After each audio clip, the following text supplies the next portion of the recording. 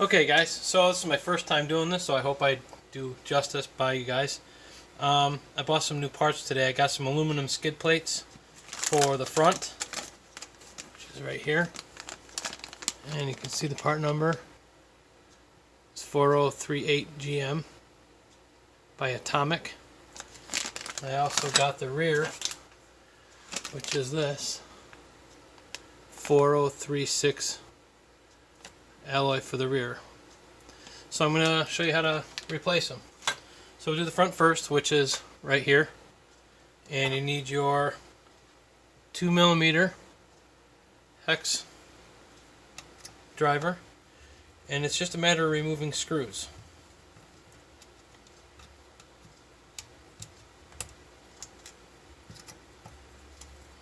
There's 4 in the front bumper part.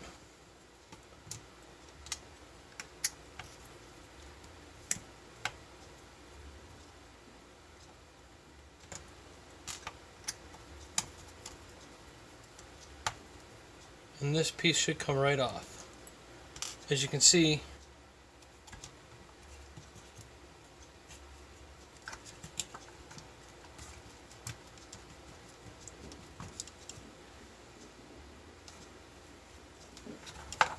mine's broken.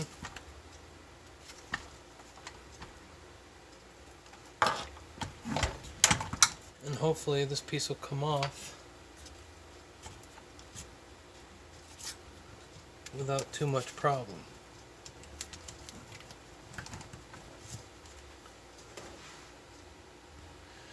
Okay, so I saw why I had a problem getting off.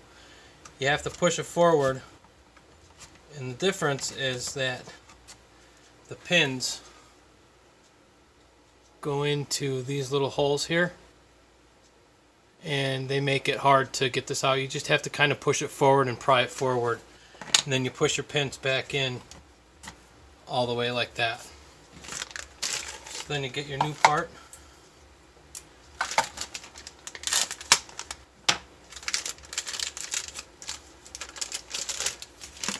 And you put that right in its spot, right where it belongs.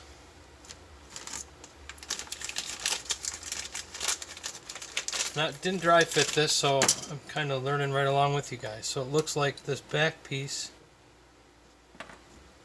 goes on first. I got my trusty drill, makes it go a little bit quicker.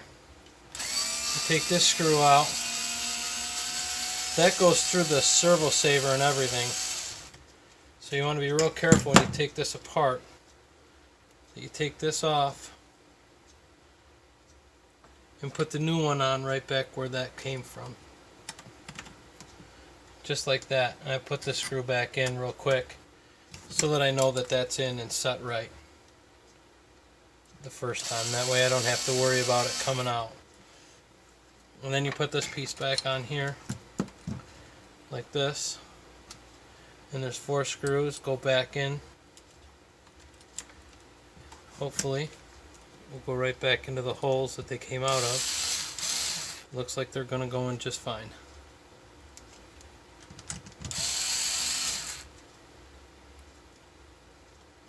You're putting metal screws through aluminum and into plastic.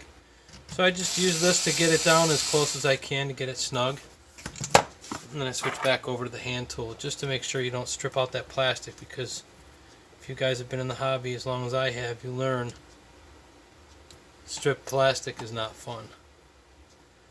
So you just snug them up, just past snug, so you don't strip them out.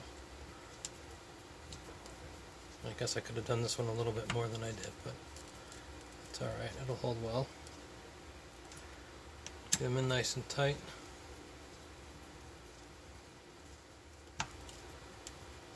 Like that, and then make sure you don't forget to go back and snug this one up, because this one's important to hold everything together too.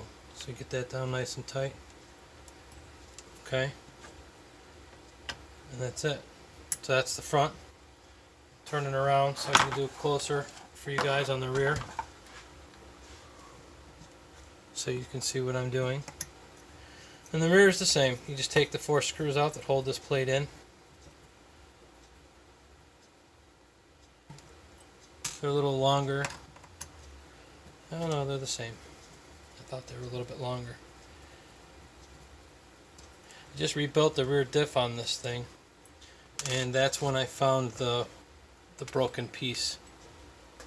Right here you can see where it's split right there. I don't know when that happened. I probably was coming off from a 15 or 20 foot jump, landed on the front end and broke it. But it's a Traxxas Summit, so it can handle it. Just broke a couple of pieces on that hit. I'm trying to remember what I broke. Oh, it was in the back here. I broke this, the whole assembly back here for the shock tower.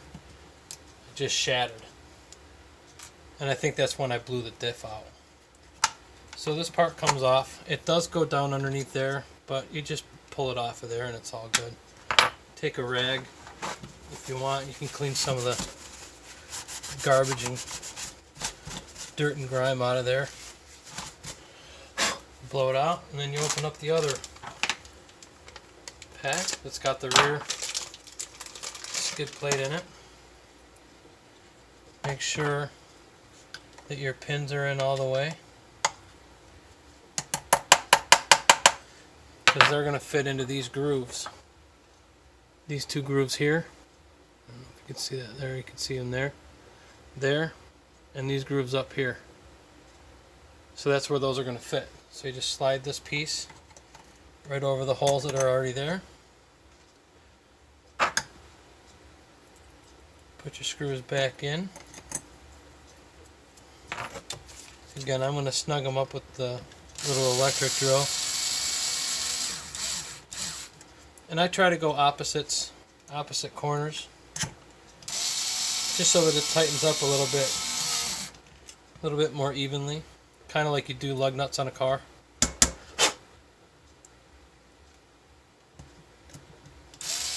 I don't think you have to do it that way, it's just the way I like to do it.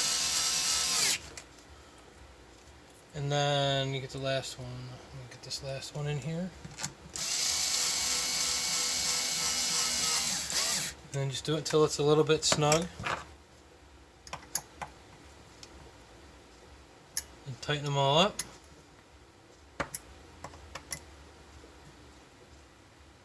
These hex screws that come on these trucks, they're soft headed, so you want to be really careful you don't strip them out. Because if you strip the heads of these out, they're a nightmare to get out. So there it is. That's the new skid plates. There's the rear.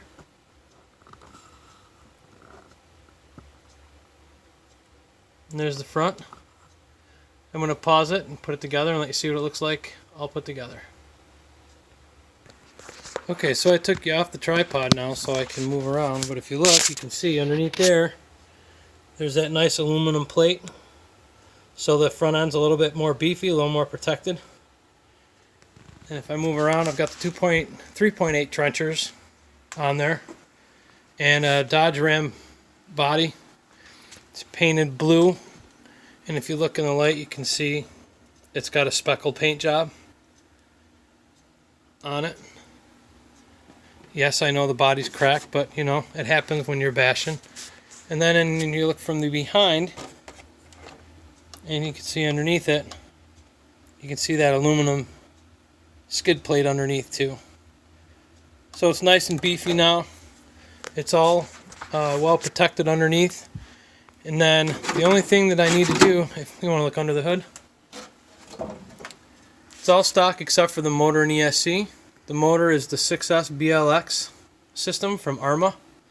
It runs awesome on 4S. It's a beast. It's a pretty quick truck. All the diffs still lock and unlock. All the high-low gear, they all work on it perfectly well. As you can see, I beat them up, but I take care of them. It's pretty clean considering I've done quite a bit of mud work on it. I had to transfer over to the XD90 connectors, but other than that, the suspension, the axles, A-arms, everything else is all stock on it. Next thing we're going to do on this bad boy is we're going to get this plate here. We're going to get an aluminum skid plate for here to protect the drive line a little bit better than the plastic will. Plus it'll give the frame a little bit more rigidity, so when it jumps it won't flex as much.